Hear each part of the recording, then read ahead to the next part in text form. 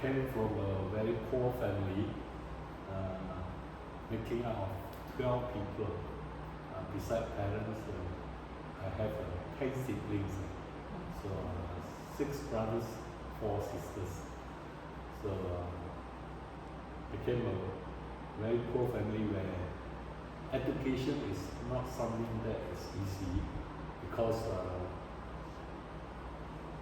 I have to spend more time in the farm than in the school as well as I study. So as well as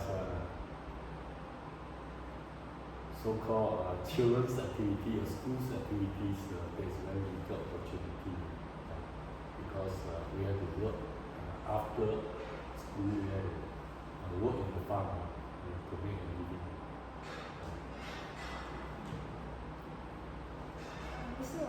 Which university did you graduate from, and what is your major? I didn't go to university, but I did my professional study in accounting.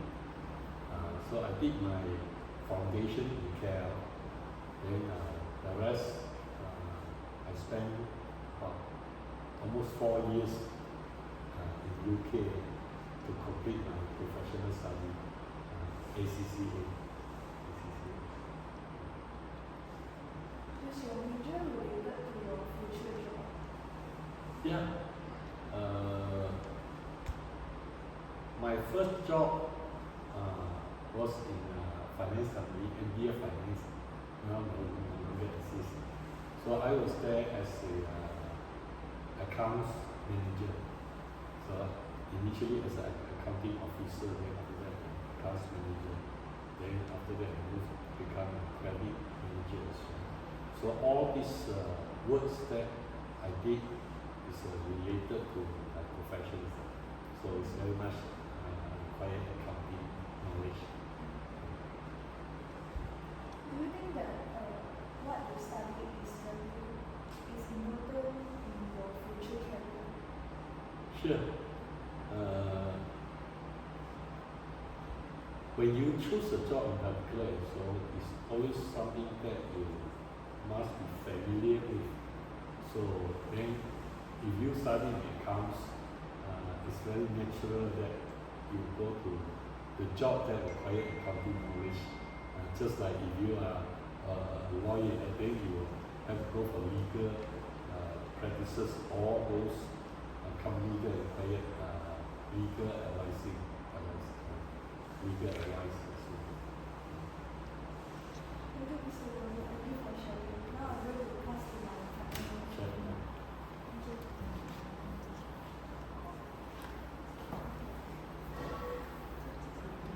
Hi, Mr. Ronald. My name is Chu Hui. Was OSK Berhad your first company after you graduated? No, like what I mentioned before, my first job, I spent about 2 years in MBA Finance. So then I switched to OSK. That switching is more of, not of a choice, but more of acquisitions. Because my brother at the time was, had bought a major share in this OSK. So, and then it also coincided during the crisis. I'm not sure whether you know Peng-El crisis at the time. That is early 1986. So I was called back to help my brothers in OSK. So it's more of partly it's because of our own family company. Can you share how did you begin your journey into the working world after graduate? Okay, when I graduated, my first job was actually introduced by my eldest brother as well. He was the general manager of the MBA Finance. Then I was introduced to one of the subsidiaries, MBA Leasing. Like what I mentioned before, to be start with as an accounting officer. From there on, I moved quickly to become both accounting as well as a credit manager. Why did you choose OSK as your long-term mentioned before, it's not really by choice, but more of acquisitions. So since in a way at the time it's more family business, so I was called up to be in.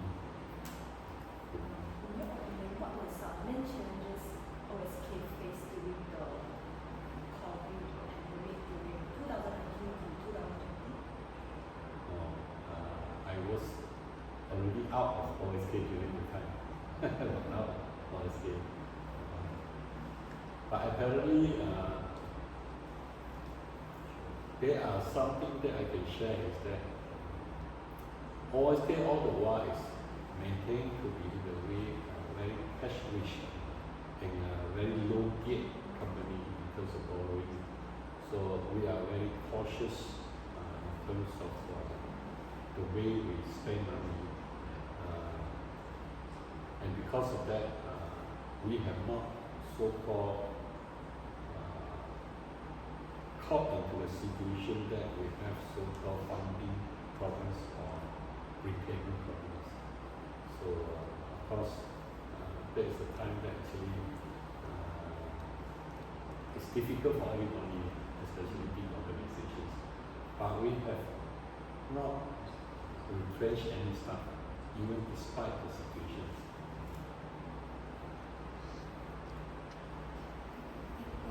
Mr. Ronald. And so for my first question, I want to ask how Mr. Ronald and your team overcome those challenges. So like what I mentioned, I wasn't there. I do not really exactly know what's happening.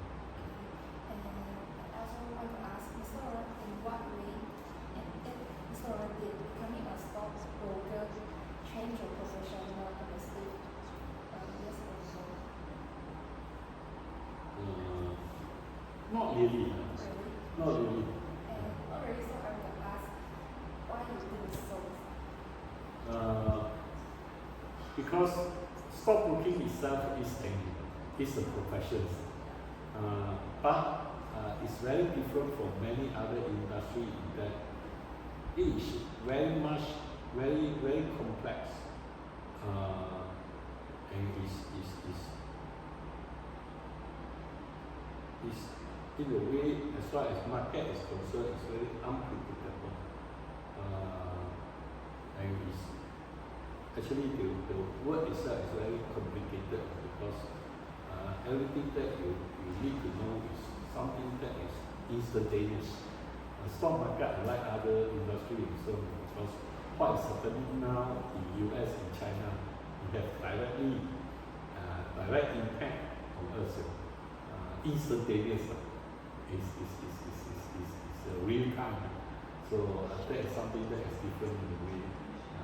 Something that is not so-called predictable as what you can do, like other industries. So it's something that is beyond your control, but yet in a way you have to be very vigilant as well as very so you need to be very informative in getting the news from all sources to make sure that the client interest is protected and the company's interest is protected. And for my last question, I want to ask how do Mr. Ronald you usually handle the setback in your career? There are always setback in that. But what we need to do is when we face with challenges and so on, we need number one be still and look into all possible options that or solutions that can be found.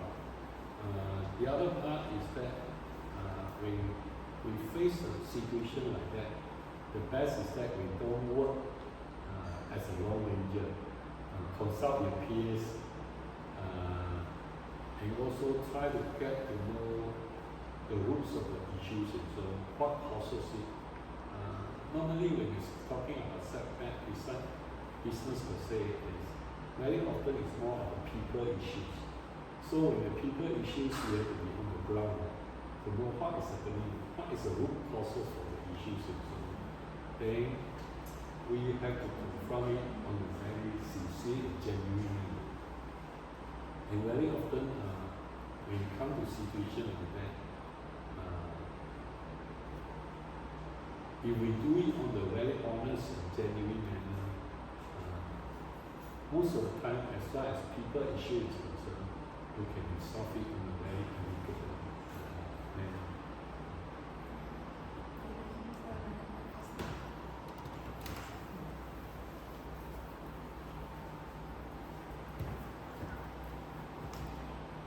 Mr. Wu, how do you view the impact of using US and China tension in global economic strategies?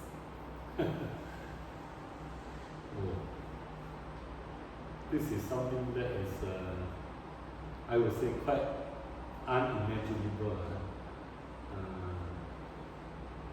Something that is quite out of ordinary,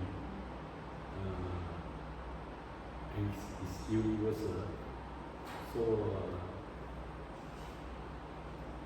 I would say this is something that we cannot just easily address it. So when things become extraordinary, unpredictable, we have to just stay put up, because when it comes to nations issues and so on, we have just sometimes to stay there and wait. Even though we know things will not be good, but the fact is that there is little that we can do. So sometimes we see, stay put, stay calm, be still. It's better than we rush into decisions. Do you think now is the good opportunity to invest with the current US-China trade tensions? No. They are so-called saying that, sometimes people say, crisis create opportunities. But in a situation like this, the risk can outweigh the return. So sometimes it's that it's better for us to make less, but it's more so-called affirmative than doing something that end of the day you try to make more, but end of the day you lose everything. So, how do you view the current mindset of young individuals seeking unforced money by trading stocks? I guess this is not just a young people issue. This is a historical, a customary issues. Not only the young to the very old also. It's not something new. Something all the while is going on, but it's more cyclical. I still remember during the hottest time, that is during 1992, 93, when the market boom at that time. There are many professionals like doctors, lawyers, engineers, all they do not want to do their job anymore. They rush into the market to become advisors or share dealers because it's so lucrative. But nowadays, I think everything is more stable, and in terms of knowledge-wise and so in terms of information-wise, it's easily available. It's more transparent. So in terms of that kind of so-called situations, it don't really occur since I think 92, 93 until now. So as far as concerned, because particularly, you can say that particularly young people, they are more favored in terms of get rich quick attitude. That is all boils down to greed. All easy money is greed. But you must always remember, easy come, easy go. When things they come so easily, it can also go away so easily. But when we go away, it's a double edged. You not only take away your investment, but it can actually cost a lot of harm to you because number one, your standard of living has been in a way changed because of what you have already gotten. So to come back to the so-called ordinary, the Cantonese say, "Ma say, lo te han." That sort of thing is not easy. So the best is that we have to be very careful with this thing. Never go for easy money.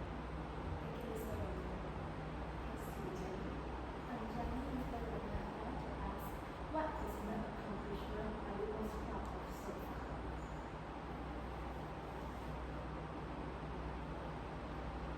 I think something that is what I am in a way proud of in the way that is that I have grown up a team of people that is in a way holding good integrity and people who have a good ethic in terms of working. So this is something that I'm very proud, and in the way coming back to this OSK culture is very different because we are very much relational organization where we view every staff as a whole family member. That is something that we build up. So because of that, there is very little room for office politics. So there is very little room for backsliding because the other part is that we are very hands-on. All the senior people in particular are very hands-on. They know what is happening from the top to the bottom. How do you consistently maintain positive and proactive mindset within your finance? Oh, it's never easy. There are times that actually I was down. But I think every time when we're down, so we don't give up. You know, we fall, but we should not let ourselves caught in a situation that there's no hope. Always think that tomorrow can be better. Tomorrow can be better. So when we face with this sort of challenges, also what we need to do is always be positive minded. And to be positive minded, you also need to have a group of positive minded people with you. So it's very important that no man is an island. So when we have a group of people, that is because I may be down, but the other people can be very positive. So they can give you encouragement. That even including my wife, or if you are married to a girl, honestly, the boyfriend, the girlfriend, honestly, these are all very important people, but they must be positive minded, but they are not the same boat as you that when you are down, they are also down. Then they will create a lot of negative severe impact. So always remind yourself that it's not the end of the world. It's not the end of the day. You know, tomorrow can always be better. And how do you, besides work, do you have any hobbies or personal interests? Oh, I have very three dominant hobbies. That is coffee, fishing, gardening. And now I'm going to pass the next part to my partner. Amber.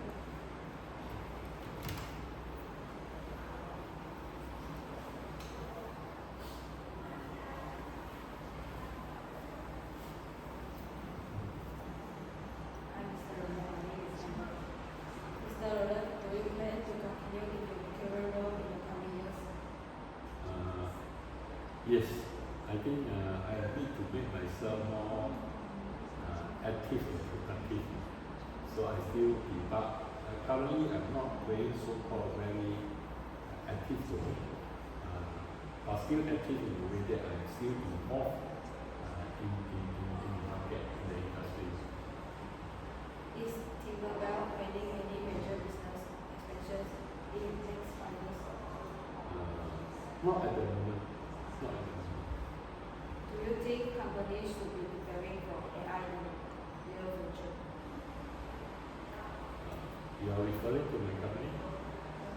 Or no, because at this moment because we are in the logging business, there is very little that we can do. And also in terms of resources and so on, AI is something that is not a small scale issue. It's a very big scale matter. So it's not something that is so-called can fit into our business because our operation is very small. Lastly, any advice would you give to young people like us who are about to enter working world? Okay, I think it's very important that when you start working, so first, wherever possible, when there is options for you, try to choose a career that you know what you want. A career that is suitable to you. Don't rush into it if it's possible. Don't rush into it. So once you settle, like for instance, choose a career that you know something that is you are more knowledgeable with. So if you are on the secretariat the professions, go to the secretariat job. So if you are in the accounting, go to the accounting job. So if you are the engineer, look for those company that offer you that sort of positions. But once you are in, unless the culture of the company does not suit you, for instance, if you are a religious person, then the company requires you to conduct a certain religious so-called ritual that is against your belief, or the company is doing something that is not ethically right, then you should leave. Other than that, once you are in organizations, I encourage you don't hop around the job. Give yourself a chance, give the company a chance. That is at least, I will say, I always advise people that you need to stay in the job for at least 3 to 5 years in order for you to really affirm yourself that whether this is the job that I like. Because the first 1-2 years is really a training. You are not really contributing, you are only training. So in the course of training, you should not expect too much. But nowadays, a lot of young people, they always expect, what is the salary? So they can just hope around with $200-300 differences. That may not be good if you hope around 2 million jobs. So end of the day, as you look back, if you say every 6-7 months or 1 year you change one job, within 5 years you change 5-6 jobs, then you ended up you really don't learn much. But you can gain extra by yourself. Every cent that you make, there is a cost to it. So with people willing to pay you higher price, that means they also expect higher responsibility and higher contribution for you.